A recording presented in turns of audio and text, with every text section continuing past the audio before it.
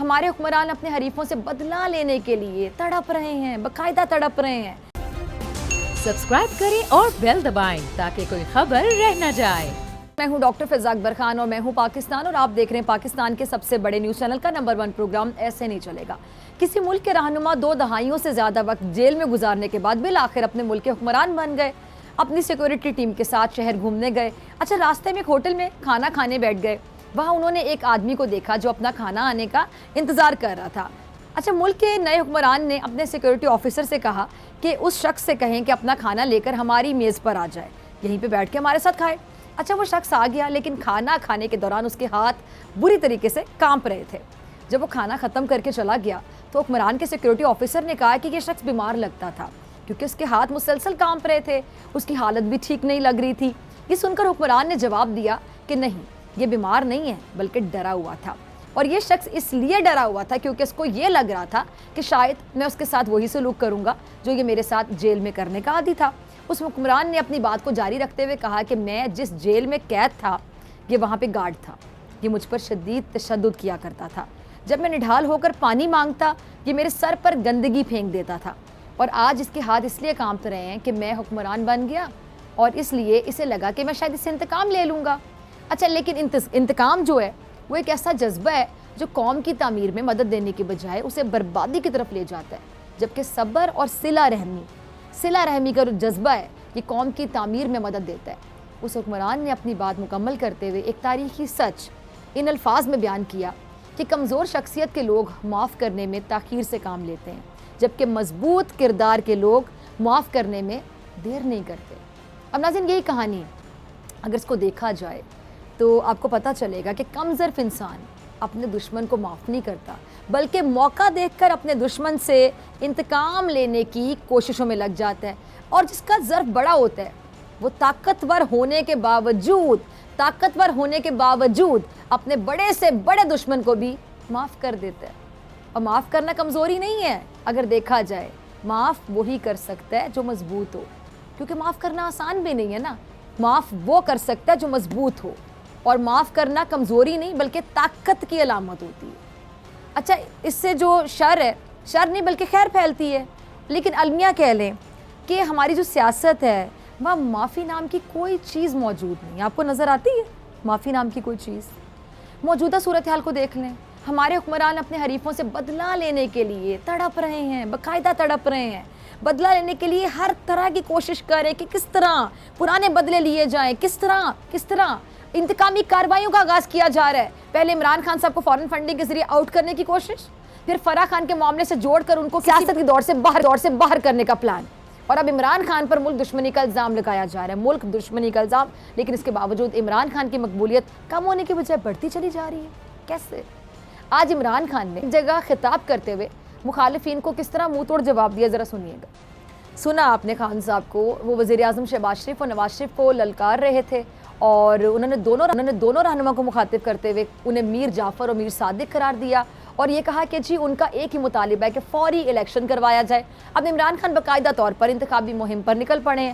لگ ایسا رہا ہے کہ عمران خان اپنی جماعت کو پہلے سے بھی زیادہ منظم کر کے الیکشن میں جانے کی تیاریاں کر رہے ہیں۔ اچھا، جیسا کہ عمران خان بڑے بڑے جلسے کر کے اپنی بھرپور عوامی طاقت کا مظاہرہ کر کے مخالفین کی نیندیں حرام کر رہے ہیں، وہیں پہ وہ شہباز شریف پر تابڑ توڑ حملے بھی کر رہے ہیں۔ کل انہوں نے ایبٹ آباد جلسے سے خطاب میں کیا کہا، ذرا دوسرا کلپ چلائیے گا ٹیم جی۔ تو سنا آپ نے عمران خان کو، وہ کہہ رہے ہیں کہ پاکستانی قوم کبھی بیرونی سازش کے تحت مسلط کی گئی حکومت کو تسلیم نہیں کرے گی۔ پاکستان کی منتخب حکومت کو سازش کر کے ہٹایا گیا، اس سازش میں مقامی جو میر جعفر ہیں، میر صادق ہیں، انہوں نے ان کا ساتھ دیا۔ شہباز شریف کہتے ہیں کہ کپڑے بیچ کر گندم کی قیمت کم کریں گے۔ میں کہتا ہوں شہباز شریف ڈرامے بند کریں، قوم کا لوٹا ہوا پیسہ واپس کریں، چیزوں کی قیمت خود کم ہو جائے گی۔ ہم روس سے 20 لاکھ ٹن گندم حاصل کرنا چاہتے تھے، ہم روس سے 20% کم ریٹ پر پیٹرول اور ڈیزل حاصل کرنا چاہتے تھے۔ اب عمران خان حکومت کے جو جابرانہ اور آمرانہ طرز ہے وہ اپنانے کے باوجود اپنے عزم اور حوصلے کو بلند کیے ہوئے ہیں۔ تبھی تو عمران خان اپنے مخالفین کو پیغام دے رہے ہیں کہ وہ جتنی مرضی کوشش کر لیں، جتنے مرضی جو ہیں وہ کنٹینر کھڑے کر لیں، 20 لاکھ لوگوں کا سمندر ہر صورت اسلام آباد آئے گا، اور یہی وجہ ہے کہ حکومت بکھلاہٹ کا شکار ہو کر اب عمران خان کے گرد گھیرا تنگ کرنے کی کوشش کر رہی ہے۔ اچھا، اس بار ملک دشمنی کو عمران خان کے خلاف بطور ہتھیار کے طور پر استعمال کیا گیا۔ और नाज़रीन, इस हुकूमत से कोई उम्मीद नहीं कि वो इमरान खान पर मजीद केस बना दे, क्योंकि तौहीन मज़हब का केस बिला जवाज़ और बेबुनियाद बनाया गया और अब हुकूमत इमरान खान पर मुल्क दुश्मनी का इल्ज़ाम भी लगा रही है। अब आप मुलाहिज़ा कीजिए कि वो शख्स जिसने अमेरिका की आंखों में आंखें डालकर बात की, जिसने भारत को भी दो टोक पैगाम दिया, मकबूजा कश्मीर का मुकदमा गैरों की सरजमीन पर जाकर लड़ा, उस पर मुल्क दुश्मन होने के फतवे लगाए जा रहे हैं। अब आप मुलाहिज़ा कीजिए कि शहबाज शरीफ इमरान खान पर बड़ा इल्ज़ाम मुल्क दुश्मनी का लगा रहे हैं, और इसी तरह जरदारी साहब भी मुल्क को दो हिस्सों में तकसीम करने की कोशिश का इल्ज़ाम इमरान खान पर लगा रहे हैं। इमरान खान के खिलाफ ये झूठा बयानिया पहले से नहीं बल्कि एकदम बनाया गया, रातों रात बनाया गया, क्योंकि इमरान खान के मुकाबले में हुकूमत के पास कोई बयानिया है ही नहीं। इसी वजह से मरियम नवाज को खाली जलसों से खिताब करना पड़ता है। शहबाज शरीफ कारकर्दगी पर फोकस करने के बजाय इमरान खान पर तनकीद करने में बाकायदा मसरूफ नजर आते हैं। इस वक्त हुकूमत का फोकस है तो सिर्फ और सिर्फ ये है कि किस तरह इमरान खान और हक सच की जो आवाज़ है उठाने वालों को दबाया जाए। इसलिए फवाद चौधरी वो कुछ कह रहे हैं, ज़रा सुनिएगा। जी तो सुना आपने फवाद चौधरी को, कह रहे हैं कि जो मौजूदा हुकूमत हिटलर बन चुकी है, इसलिए इमरान खान की ज़बान बंदी की कोशिश की जा रही है। चनाज़ आज शहबाज शरीफ की हर तकरीर में इमरान खान पर तनकीद के अलावा कुछ नहीं है। क्यों?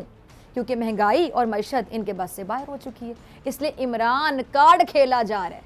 और यही इल्ज़ाम शहबाज शरीफ और उनके हमनवा इमरान खान पर लगाते थे कि इमरान वज़ीर आज़म बनने के बाद भी कंटेनर की सियासत कर रहे हैं। आज यू टर्न का ताना देने वाले खुद यू टर्न पर यू टर्न लेते चले जा रहे हैं। अच्छा, अब ये जो पीका एक्ट है, इसी को देख लें।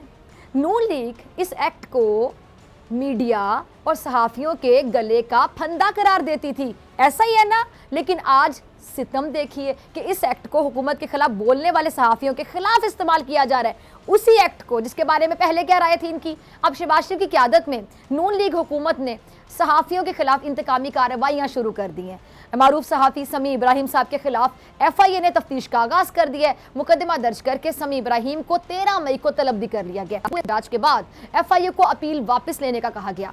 अब ये वही हुकूमत है जो पीका कानून की मजम्मत करती थी, और आज इसी कानून की आड़ में सहाफ़ियों की ज़बानबंदी का अमल शुरू कर दिया गया है। यानी पीका कानून PTI हुकूमत के दौर में अगर है तो हराम, और अगर ये लोग इसी कानून का इस्तेमाल करें तो हलाल है। आज मरियम औरंगज़ेब कहाँ गई? शहबाज शरीफ और मौलाना फजल रहमान साहब इमरान खान के दौरे हुकूमत में सहाफ़ियों के साथ इजहार यकजहती करने के लिए, आपको याद होगा, उनके घर जाकर पॉइंट स्कोरिंग किया करते थे। वो इजहार यकजहती था, पॉइंट स्कोरिंग था, सियासत चमकाना था, आप खुद फैसला करने। और अब यही लोग अपने खिलाफ उठने वाली आवाज़ को खामोश करवाने पर तुले हुए हैं। अब ये क्या नाज़रीन, इसका भी फैसला आप कर लें। अब सिर्फ हुकूमत ये चाहती है, ये जो हुकूमत है सिर्फ ये चाहती है कि जो इनके मनपसंद सहाफ़ी हैं उनके अलावा कोई ना बोले। लेकिन आज शहबाज शरीफ का ऐवान में ज़्यादा बोलना खुद उनके लिए महंगा पड़ गया। सुनिएगा, सुना आपने शहबाज शरीफ साहब को। शहबाज शरीफ खुद मान गए कि इमरान खान की हुकूमत को धमकी दी गई। शहबाज शरीफ ने तो PTI के मौक़िफ़ की एक तरह से तस्दीक कर दी कि जी अमेरिका से धमकी आमेज़ ख़त आया था। अब ऐसे में शहबाज शरीफ का ये बयान मुत्तहिदा हुकूमत को और ज़्यादा बैकफुट पर ले जाएगा। अब हर तरफ से हुकूमत मायूस है, और इसीलिए अब इमरान खान पर मुल्क दुश्मनी के इल्ज़ामात लगाए जा रहे हैं, क्योंकि हुकूमत को ये है कि महंगाई और मईशत के मसलों पर काबू पाना उनके बस की बात नहीं है। और इसी वजह से हमाद अज़हर शहबाज शरीफ और उनकी मुआशी टीम की कह लें कि क्लास ले रहे हैं। ज़रा देखिएगा, सुनिएगा।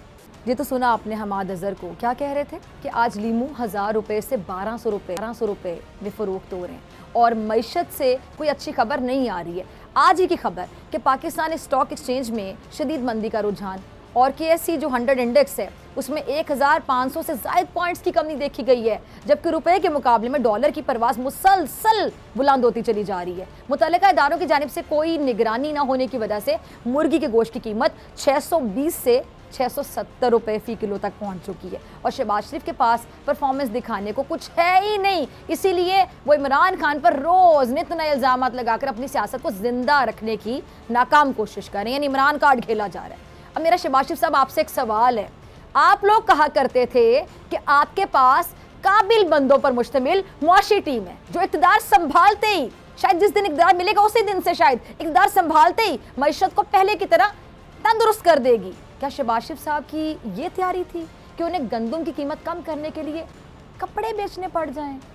आज हर चीज़ का रेट दुगना हो गया है, जबकि इमरान खान ने महंगाई के बावजूद अशिया की कीमतों को कम तर सतह पर रखने की हर मुमकिन कोशिश की। पेट्रोल की कीमत ना बढ़ाने को ये लोग क्या कहते थे? सियासी पॉइंट स्कोरिंग कहा करते थे। ऐसा ही था ना? अब खुद क्या यही काम नहीं कर रहे? यही काम कर रहे, अब इसको क्या कहें? और एक से عمران خان کی وجہ سے. عمران خان نے معیشت کے حوالے سے مشکل فیصلے کیے, لیکن اس حکومت کو یہی نہیں پتا کہ یہ جو پیٹرول ہے اس کا ریٹ کم کرنا ہے یا بڑھانا ہے, اس حکومت کو پتہ ہی نہیں ہے. اب اس لیے شیخ رشید حکومت کو مشورہ دے رہے ہیں. کیا مشورہ دے رہے ہیں کہ جی وہ بات کو نہ بڑھائے, نئے الیکشن کی طرف چلی جائے. شاید یہ واحد حل ہے. ذرا سنیے گا شیخ صاحب. سنا آپ نے شیخ صاحب کو کیا کہہ رہے ہیں کہ جی اب بات الیکشن کی طرف جا رہی ہے, اب الیکشن ہونے والے ہیں. اگر دیکھا جائے ناظرین تو نئے الیکشن کروانے میں ہی شاید سب مسئلوں کا حل ہے, کیونکہ ایک طرف مریم نواز اور شہباز شریف عمران خان سے زیادہ ایک دوسرے پر تنقید کے تیر برساتے ہوئے نظر آتے ہیں. مریم نواز نے شہباز شریف کو ٹارگٹ کرتے ہوئے عمران خان کو کوٹ کرتے ہوئے کہا کہ عمران خان شہباز شریف کو چیری بلاسم اور بوٹ پالش کرنے والا کہتا ہے. یعنی مریم کو یہ کہنا تو نہیں چاہیے تھا نا, کیونکہ اس بات کی کوئی لاجک تھی ہی نہیں. اور اس لیے جو واقفان حال ہیں وہ کیا کہتے ہیں, ذرا یہ بھی سن لیں کہ در حقیقت وہ مریم یہ بات کہہ کر شہباز شریف کو نیچا دکھانا چاہتی تھی, اور شہباز شریف بھی اپنے خطاب میں حساب برابر کرتے ہوئے نواز شریف پر ڈھکے چھپے الفاظ میں تنقید کرتے ہوئے کہیں نظر آئے کہ جی امیر آدمی پاکستان سے باہر علاج کروانے چلا جاتا ہے. اب اس وقت لندن کون علاج کی غرض سے باہر گیا ہوا ہے؟ اس کے لیے میرے خیال سے زیادہ سوچنے کی ضرورت ہی نہیں ہے, زیادہ سمجھانے کی بھی ضرورت نہیں ہے. یعنی اس وقت یہ اگر کہا جائے کہ اس وقت نون لیگ کا مقابلہ, نون لیگ مد مقابل نون لیگ کا مقابلہ نون لیگ سے چل رہا ہے. اچھا ایک مقابلہ مولانا کا بھی ہے, مولانا کا پیپلز پارٹی اور نون لیگ سے چل رہا ہے. مولانا کا مقابلہ پیپلز پارٹی اور نون لیگ سے چل رہا ہے. خبر کیا ہے کہ مسلم لیگ نون نے پیپلز پارٹی کو صدر مملکت اور چیئرمین سینٹ کے عہدے کے لیے گرین سگنل دے دیا, جبکہ مولانا فضل الرحمان صاحب صدر مملکت کا عہدہ نہ ملنے پر دونوں جماعتوں سے ناراض ہو گئے. آپ کو پتہ ہے وہ تو صدر مملکت بننا چاہتے تھے. اچھا خبر کے مطابق پیپلز پارٹی اور نون لیگ میں جو پاور شیئرنگ فارمولا ہے نا, اس کا آخری مرحلہ مکمل ہو گیا ہے. دونوں جماعتوں کے درمیان صدر مملکت اور چیئرمین سینٹ کے عہدے کے حوالے سے جو معاملات ہیں وہ طے پا گئے, لیکن ان دونوں جماعتوں کے مولانا سے معاملات طے نہیں پائے ہیں. اور اگر میں کہہ دوں کہ خراب ہو گئے ہیں تو غلط نہیں ہوگا. اب مولانا تو آپ کو پتہ ہے بڑے بڑے خواب دیکھ رہے تھے, لیکن ان کے خواب کی نون لیگ اور پیپلز پارٹی نے شاید کہنے کے پانی پھیر دیا. اچھا فاروق حبیب وہ بھی حکومت کے کیے کرائے پہ کہہ لیں کہ پانی پھیرتے ہوئے نظر آ رہے ہیں. ذرا سنیے گا. سنا آپ نے فاروق کو, وہ بتا رہے ہیں کہ جس سیاست میں جس کی ذات پر بھی الزامات ہیں, اس معاملے پر سب کا بلا امتیاز احتساب ہونا چاہیے. فورن فنڈنگ کا معاملہ ہو یا پھر کوئی اور ہو, لیکن ستم تو یہی ہے کہ احتساب ہوتا نہیں ہے بلکہ احتساب سوالیہ نشان بن جاتا ہے. اب خبریں ہیں کہ جی موجودہ حکومت میں نیب قوانین اور دیگر رولز میں تبدیلی کا فیصلہ کر رہی ہیں, جبکہ ہونا تو یہ چاہیے تھا کہ حکومت پہلے عوامی مسائل کے حل پر توجہ دیتی, لیکن ہمارا المیہ کہہ لیں کہ یہاں رہبر عوام سے پہلے اپنے مفادات کی حفاظت کی فکر کرتے رہتے ہیں. اچھا وہ فکر کرتے رہتے ہیں, وہ فکر ان کو ختم نہیں ہوتی, عوام کی فکر نہیں ہو رہی ہوتی, عوامی مطالبات پر کان نہیں دھرتے ہیں, جس کا خمیازہ بعد میں انہیں بھگتنا پڑتا ہے. اب بھی عوام کی طرف سے ایک ہی مطالبے کی بازگشت سنائی دے رہی ہے, اور وہ کیا, فوری الیکشن کا مطالبہ. کہ اگر حکومت کان نہ دھرے, اگر حکومت نے اس مطالبے پر کان نہ دھرے تو پھر مسائل حل نہیں ہونے والے, بلکہ بڑے بحران میں بدل سکتے ہیں, بہت بڑے بحران میں, کیونکہ عوامی مطالبوں سے گریز کا یہ رویہ اب نہیں چلے گا, اب ایسے نہیں چلے گا. سبسکرائب کریں اور بیل دبائیں تاکہ کوئی خبر رہ نہ جائے.